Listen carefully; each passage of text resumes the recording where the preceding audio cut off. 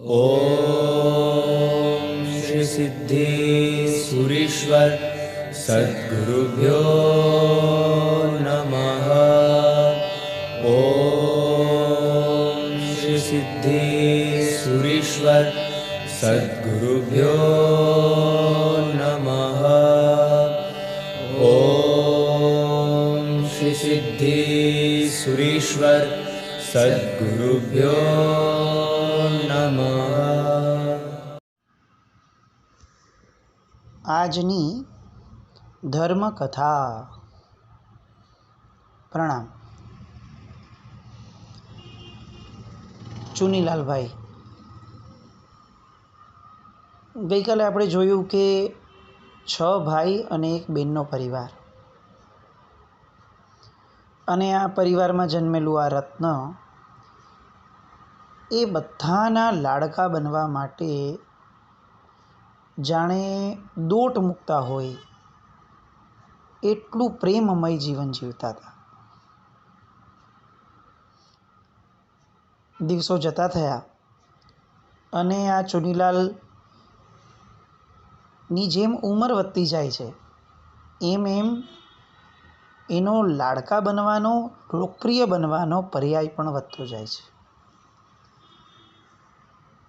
જે સૌથી પહેલાં લોકોને આનંદ થતો હતો એમની સાથે રહેવાનો, એ ધીરે ધીરે આદત બનતી ગઈ અને એમાંથી વ્યસન થતું ગયું. હવે લોકોને આ ચુનીલાલભાઈ સાથે રહેવાનું વ્યસન થવા લાગ્યું. નાનપણથી એટલા કહ્યાગરા અને એટલા મધુરભાષી કે લોકોને એમ થાય કે at any point of time આ વ્યક્તિ, આ બાળક સાથે ગમે તેમ કરીને રહેવું છે. બહુ એક્સેપ્શનલ ક્વોલિટીઝ લઈને જન્મ્યા હતા, કારણ કે પુણ્યાનુબંધી પુણ્ય હતું જે આપણને વર્તાય. પુણ્યાનુબંધી પુણ્ય કે જે ઉદયમાં આવે ત્યારે નવું પુણ્ય બંધ કરવા માટેની યોગ્યતા પણ લઈને આવે, અનુકૂળતા પણ લઈને આવે, અને નવું પુણ્ય બંધાય એવી ભવિતવ્યતા પણ લઈને આવે. એવું પુણ્યાનુબંધી પુણ્ય એના માલિક એટલે આ ચુનીલાલભાઈ. માતા પિતાના લાડકા, અને એટલે માતા પિતા એમના કોઈ પણ વિકાસની અંદર ક્યાંય ઓછપ રહેવા દે એવા નહીં. વ્યવહારિક અભ્યાસની અંદર એમણે સારામાં સારી સ્કૂલ જે હતી એ સ્કૂલની અંદર મૂક્યા. સ્કૂલની અંદર રહેલી મર્યાદા પ્રમાણેની 7 ચોપડીઓ એ ભણાવવા માટેની એમની વ્યવસ્થાને પણ એમણે બહુ સારી રીતે પૂરી પાડી. સાઈડ બાય સાઈડ ઘડતર અને સંસ્કરણ એ આર્ય સંસ્કૃતિનો એક ભાગ. એટલે આજના મા બાપ જેવું નહીં કે ફક્ત વ્યવહારિક શિક્ષણ, ભૌતિક શિક્ષણ આપી અને મોટા થઈ અને કોઈ મલ્ટીનેશનલ કંપનીનો સારામાં સારો ગુલામ કઈ રીતે બની શકે એના પ્લાનિંગ કરવા, એવી ઘેલછાવાળી, વિકૃતિવાળું એ જીવન ન હતું. એટલે ત્યારે શિક્ષણના સમયે શિક્ષણની પણ એક મહત્તા, પણ એટલી જ અથવા એનાથી વધારે મહત્તા ઘડતરની. અને એ સમયની પાઠશાળાઓ એ હકીકતમાં પાઠશાળાઓ હતી. આજે ઘણીવાર આવો વિચાર આવે કે આપણે પાઠશાળાને સૂત્રશાળા બનાવી દીધી છે, કે જે પાઠશાળાઓમાં ફક્ત સૂત્ર ભણાય, જીવનના પાઠ એ શીખવાડાય એ પાઠશાળાઓ હોય. પણ આજે સૂત્રશાળાની અવસ્થામાં આપણે એને મર્યાદિત કરી દીધી. પણ એ સમયે એ પણ ન હતું. એ સમયે પાઠશાળાઓ રિયલ સેન્સમાં પાઠશાળા હતી. અને ત્યારે એમના એરિયાની અંદર જે એક પાઠશાળા હતી, એ પાઠશાળા પણ પોતે પાછો એક ઇતિહાસ લઈને આવેલી. એક રવચંદભાઈ નામના ભાઈ, એમના નામની આ પાઠશાળા, એ ગુરુ તરીકે. એમની પાસે એક હુલામણું નામ, ઉપનામ આવી ગયેલું, સુબાજી રવચંદ. આ રવચંદભાઈ જે છે એ એમની બાલ્ય અવસ્થાથી સખત તોફાની હતા. તોફાનમાં કંટ્રોલ ન રહ્યો અને વધતા વધતા એ તોફાન ખોટી આદતમાં પલટાતા ગયા. અને ખોટી આદતોમાં પલટાયેલા એ તોફાનોના કારણે એમના જીવનની અંદર બધી જ નબળી વાતો, નબળી આદતો એ આવી ગઈ. વ્યસનો, જુગાર, મદ્યપાન આદિ કેટલીક એવી ઘૃણાસ્પદ વાતો કે જે એ સમયનો જે ઇષ્ટ સમાજ હતો એ સમાજને ઇષ્ટ નથી થતી. અને એટલે એમના માતા પિતા સતત એવી મહેનત કરતા સુબાજી રવચંદના કે ક્યાંક ને ક્યાંક એ વ્યવસ્થિત તંત્ર મળી જાય ને આ સુધરે એવો સતત અને સખત પ્રયત્ન ચાલતો હતો. એ સુબાજીનું ભાગ્ય પલટાવવાનું હતું અને એટલે શેઠાણી હરકુંવરબા એમના હાથ નીચે એને નોકરીએ લગાડ્યા. શરૂઆત તો નબળી ગઈ, પણ પછી હરકુંવરબાનો જે ઠસ્સો અને એમની જે રીતની માણસો સાથે વર્તન કરવાની પદ્ધતિ હતી એના કારણે આ રવચંદને એમના પ્રત્યે સદભાવ થવા લાગ્યો.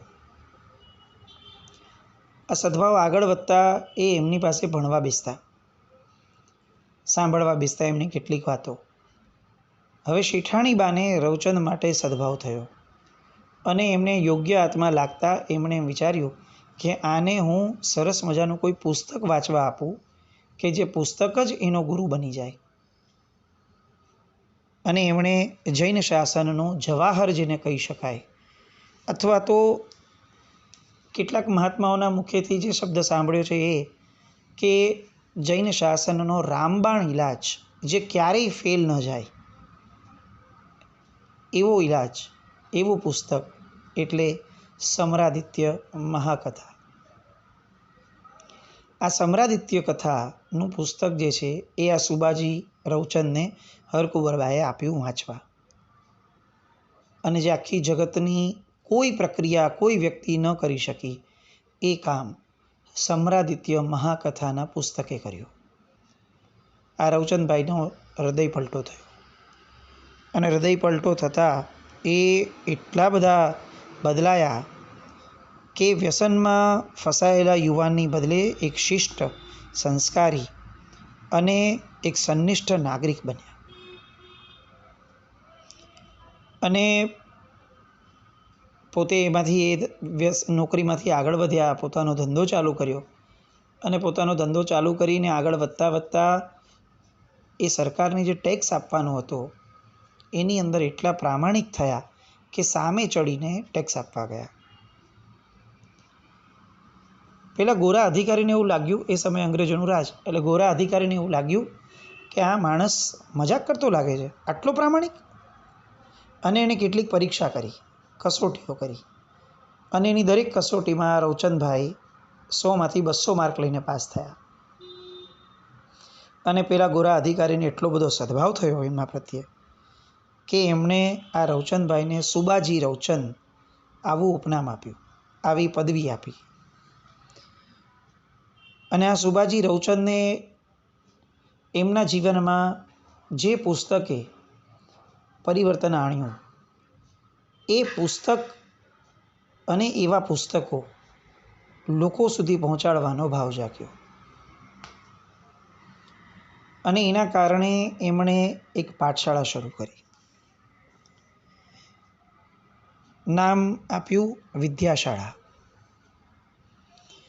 અને એવી રૂઢી અને મજાની પદ્ધતિઓથી વિદ્યા અપાતી હતી, પોતે જ આપવા બેસતા કે આવનાર બાળકને ક્યારે પણ આ વિદ્યાશાળા એ એક માતૃત્વનો અહેસાસ આપીને જાય. વિદ્યાશાળાની અંદર કેટલાય બાળકો ભણ્યા હશે અને આ બધા જ બાળકોની અંદર એક વસ્તુ કોમનલી પ્રભાવના તરીકે જોવા મળતી અને એ હતી ઘડતર. સુબાજી રવચંદ પોતે એવા ફેઝમાંથી પાસ થયા હતા કે જે ફેઝને કોઈ કલ્પનામાં પણ ન લાવી શકે. અને જે વ્યક્તિએ ઉતાર ચઢાવ બંને જોયા હોય એ વ્યક્તિથી સારો શિક્ષક બીજો કોણ હોય. અને એટલે એ અલગ અલગ એવી પદ્ધતિઓથી બાળકોને શિક્ષણ આપતા કે બાળકોના જીવનમાં નબળી વાતો પ્રવેશી પણ ન શકે એનું એ ખાસ ધ્યાન રાખતા. પ્લસ એમનો પોતાનો એક સ્વભાવ કે કોઈ પણ વસ્તુ કરવી તો ઊંડાણથી કરવી, અને એટલે જે પણ સૂત્રો વગેરે ભણાવે એ બધાને અર્થ સાથે અને રહસ્યો સાથે ખોલે. બાળકોને તો લોજિકલ કોઈ પણ વસ્તુ મૂકો તો કેમ ન ગમે.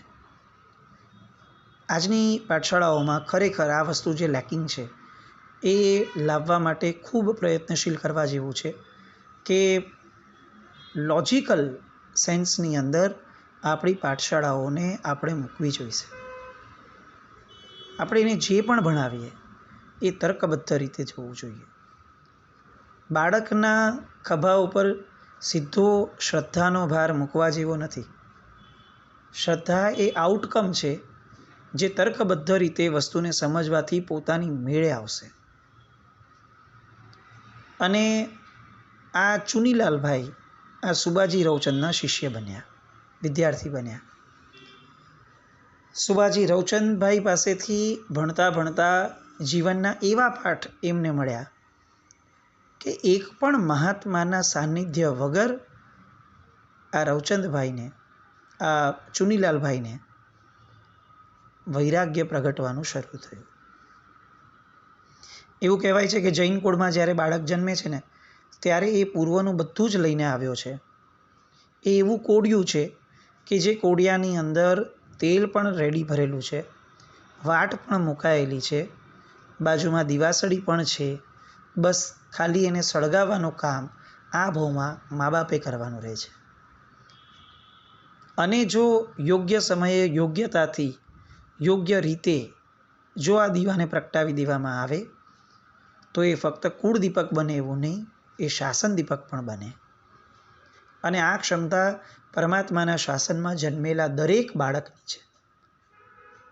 તકલીફ એ છે કે દરેક બાળક એવું પુણ્યાનુબંધી પુણ્ય લઈને નથી આવ્યા કે એમના માતા પિતા એ દિશામાં વિચાર કરે, અને દરેક માતા પિતા એવી યોગ્યતા લઈને નથી આવ્યા કળયુગના કારણે કે એમને પોતાના બાળકને શુભતાની દિશામાં મોકલવાનું મન થાય. પણ ચુનીલાલભાઈના કેસની અંદર બહુ પોઝિટિવ વેમાં બધું થઈ રહ્યું હતું. માતા પિતા સામેથી આગ્રહ કરીને આ સુબાજી રવચંદભાઈની પાસે ભણવા મોકલતા. ચુનીલાલભાઈને પોતાને બહુ ગમતું, અને ભણતા ભણતા આગળ 2 પ્રતિક્રમણ, 5 પ્રતિક્રમણ, અને હવે 9 સ્મરણ આદિથી ઉપર જઈ અને જેમાં તત્વ નિતરતા તત્વો છે એવા કર્મગ્રંથ આદિ પદાર્થો તરફ એમને વળવાનું થયું. અને આ પદાર્થો ભણવામાં એક ડિસાઇઝિવ સ્ટેજ આવ્યો કે જેમાં આ ચુનીલાલભાઈને સંસારનું આખું સ્વરૂપ એ બહુ સ્પષ્ટપણે દેખાવા લાગ્યું. પરમાત્માની પાસે જ્યારે ગણધર ભગવંતો વંદના કરે છે અને કિમ તત્તમ પૂછે છે ત્યારે પરમાત્મા જે 3 વાત કહે છે, ઉપનૈવા, વિગમેવા અને ધુવેવા, આ 3 જ તત્વોની અંદર એમના જ્ઞાનનો વિસ્ફોટ થાય. બસ એ રીતે આ રવચંદભાઈ પણ કંઈક એવી શુભ મતિ લઈને જન્મ્યા હતા કે બહુ ઓછા શ્લોકો એમાંથી એ એટલો બધો જ્ઞાનનો વિસ્ફોટ કરી શકતા. એમની મતિ એટલી બધી નિર્મળ અને વિચક્ષણ કે વાંચન ઓછું અને ચિંતન વધારે. આજના સમયની ઘણી બધી નબળાઈઓમાંની એક પ્રાઇમ નબળાઈ આપણી પાસે શ્રવણ ઘણું છે, વાંચન ઓછું છે. અને જેટલું વાંચન છે એના કરતાં સાવ ઓછું ચિંતન છે. અને ચિંતન જો આટલું માઇન્યુટ છે તો મનન તો એના કરતાં પણ નબળું. અને જ્યાં મનનની શક્યતાઓ આટલી નબળી છે ત્યાં પરિણમનમાં તો શું આવશે? પરિણમન નથી એટલે પરિણતિઓ નથી થતી, અને પરિણતિ ઘડાતી નથી એટલે વર્તન સારા થતા નથી, અને વર્તન સારા થતા નથી એટલે આપણી આસપાસના વ્યક્તિઓને ધર્મ કરવાનું મન થતું નથી. પૂજ્ય પ્રદ્યુમન સુરી મહારાજ સાહેબ કેટલીય વાર આ શબ્દ એમના જીવનકાળ દરમિયાન બોલ્યા હશે કે આ કાળની અંદર જેટલા દેરાસરોની જરૂર છે કમ સે કમ એટલા અથવા એનાથી વધારે જો જરૂરિયાત જૈન શાસનને છે તો એ છે લાઇબ્રેરીઝની. બહુ જ મોટા અને વિપુલ પ્રમાણમાં લાઇબ્રેરીઝ થવી જોઈએ. આજે આપણને એવું લાગે છે કે આ લાઇબ્રેરીઝમાં વાંચવાવાળો કોણ છે, પણ એક વસ્તુ નિશ્ચિત છે કે સમયનું ચક્કરડું ફરતું જ રહે છે. કેટલાક વર્ષો પહેલાં જે આઉટડેટેડ હતું એ આજે ફેશન છે. આપણે આજે લાઇબ્રેરીઝને જો ઊભી રાખી હશે તો એ સમય બહુ દૂર નથી જ્યારે નોલેજ જ પાવર બનશે અને નોલેજ માટે લોકો લાઇબ્રેરી તરફ વળશે ને વળશે. પણ આજે એ લાઇબ્રેરીઓનું સંવર્ધન કરવું એ અતિ આવશ્યક છે. અહીંયા ચુનીલાલભાઈ એ આ રવચંદભાઈ પાસેથી વૈરાગ્યના પાઠો શીખે છે. આપણને ખરેખર આનંદ થાય કે એ સમયે કોઈ વિશેષ ભપકાઓ નહીં, કોઈ વિશેષ અનુષ્ઠાનો નહીં, આયોજનો નહીં, અને છતાં પણ સામાન્ય રહેતી પાઠશાળા. ત્યારે તો મહાત્માઓની સંખ્યા પણ કેટલી ઓછી. જ્યારે સિદ્ધેશ્વરી મહારાજ સાહેબની દીક્ષા થઈ હતી એ સમયે કુલ મળીને સંવિઘ્ન માર્ગ આપણો જે તપાગચ્છનો હતો એની સંખ્યા 38 હતી, 38. એટલે હવે આ 38 જેટલા મહાત્માઓ કુલ મળીને એ ભારતના કેટલા ક્ષેત્રોને સાચવી શકતા હશે? તો જ્યારે સાધુ ભગવંતોની શક્યતાઓ મિનિમમ હોય તો એવા સમયે સંઘને જાગતું કોણ રાખતું હશે? તો આ વિદ્યાશાળાઓ, જ્ઞાનશાળાઓ. એ સમયની પાઠશાળાઓના સ્ટ્રક્ચર પણ બહુ ગરિમાપૂર્ણ હતા અને એ સમયના પાઠશાળામાં ભણાવવાવાળા વ્યક્તિઓ એમના પોતાના જીવન પણ એવા ગૌરવપૂર્ણ હતા. અહીંયા ચુનીલાલભાઈને વૈરાગ્યનો રંગ લાગ્યો. એમના બાહ્ય આચરણમાં બહુ મોટો ફરક નહીં પડ્યો. લોકોના કામ કરતા હતા, હજી પણ કરે છે. ફરક હવે અંદરના મંથનમાં થયો. પેલા દરેક કામમાં ભળી જતા હતા, હવે દરેક કામમાંથી અળગા થવાનો પ્રયત્ન કરવા લાગ્યા. દરેક જગ્યાએ પોતાના આત્મ સ્વરૂપનો વિચાર કરવા લાગ્યા. આમાં કર્મનો બંધ ક્યાં? આમાં નિર્જરા કઈ રીતે થઈ શકે? નવે નવ તત્વો ભણ્યાનો જે ખરેખર ફળશ્રુતિ જેને કહી શકાય, ભણ્યાનો જે આનંદ કહી શકાય, એ આ કે પળે પળ એક જાગૃતિ રહે. અને એ જાગૃતિ આ ચુનીલાલભાઈમાં આવવા લાગી. સિદ્ધેશ્વરી મહારાજ સાહેબ એમના સમગ્ર જીવનની સૌથી મોટી લાક્ષણિકતા જો કોઈ હોય થ્રુ આઉટ 105 વર્ષના જીવન દરમિયાનમાં તો એ હતું અધ્યાત્મ. પૂજ્યશ્રીનું આત્મદળ એટલું બધું પવિત્ર, એટલું બધું વિચારશીલ, સાહેબ એટલા બધા ચિંતન અને મનનની ધારાવાળા હતા કે કોઈ પણ જગ્યાએ સાહેબનું એક પણ પગલું આપણને ક્યારેય નિરર્થક કે વ્યર્થ ન લાગે. અને આ બધાની શરૂઆત આ સુબાજી રવચંદભાઈની વિદ્યાશાળાથી થઈ. એમણે તત્વવાળા સૂત્રો ભણાવ્યા. એ ફક્ત સૂત્રથી ભણાવ્યું એમ નહીં, એમણે જીવંત રાખ્યા એમના જીવનમાં. આપણને જેટલો સદભાવ અત્યારે આ ચુનીલાલભાઈ અને એમના ભવિષ્ય માટે થાય છે, ખરેખર કહું અંતરપૂર્વક એના કરતાં કંઈક ઘણો સદભાવ આપણને આ સુબાજી રવચંદજી પ્રત્યે થવો જોઈએ. કારણ કે આ એક ચુનીલાલભાઈનું ચરિત્ર વાંચવામાં આવ્યું ત્યારે ખબર પડી. બાકી તો આવા કેટલા ચુનીલાલભાઈઓ એમણે તૈયાર કર્યા હશે. ભલે કોઈ કદાચ આચાર્ય ભગવંતની કક્ષાએ નહીં પહોંચ્યું હશે, પણ પોતાના જીવનની અંદર કેટલાય લોકો આ સુબાજી રવચંદજીના પરિણામે, એમની વિદ્યાશાળાના પરિણામે પોતાના જીવનને બચાવી શક્યા હશે. આવા ઉત્તમ પુરુષો અને આવા મહત્તમ શિક્ષકો જ્યાં સુધી વિદ્યમાન છે ત્યાં સુધી નવા નવા ચુનીલાલભાઈ પ્રગટ થતા રહેશે. શિક્ષણના સ્તરની અંદર પછી એ ભલે ધાર્મિક શિક્ષણ કેમ ન હોય, આપણે જેટલો વિચાર કે જેટલો આગ્રહ આચાર સંપન્નતાનો કરીએ છીએ એટલો અથવા એનાથી વધારે વિચાર સંપન્નતાનો કરવો આવશ્યક છે. સુબાજી રોચનજી એમની વિચાર સંપન્નતાએ આ ચુનીલાલભાઈને વિચારથી સુસમૃદ્ધ બનાવ્યા અને એમના હૃદયની ઉદદીની અંદર આધ્યાત્મિક જ્ઞાનનો અખૂટ ખજાનો એ ભરવાનો શરૂ થયો. પોતે પોતાના મનની અંદર ભાવિ જીવનની સોનેરી ક્ષણ ક્ષણ આત્મસાધનાની મસ્તીને એ સમયે સંવેદવા લાગ્યા. ક્યારેક કોઈક મહાત્મા આવતા તો એ મહાત્માના પ્રવચન પ્રભાવનામાં અને જૈન શાસનની અજોડ સેવા કરવાના એમના ભાવોમાં એ સતત તરતા રહેતા.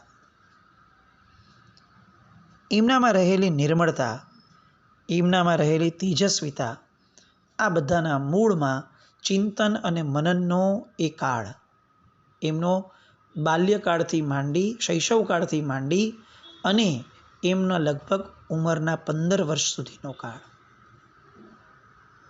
અને આ 15 વર્ષના કાળ પછીથી હવે એમના જીવનમાં એક ટર્ન આવવાનો શરૂ થયો.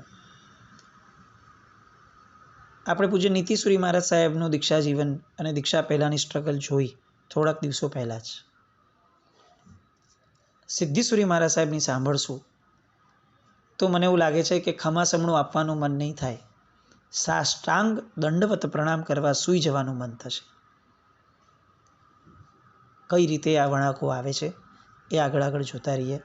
જીન આજ્ઞા વિરુદ્ધ કંઈ પણ બોલાયું હોય તો મિચ્છામિ દુક્કડમ. જૈનમ જયતિ શાસનમ.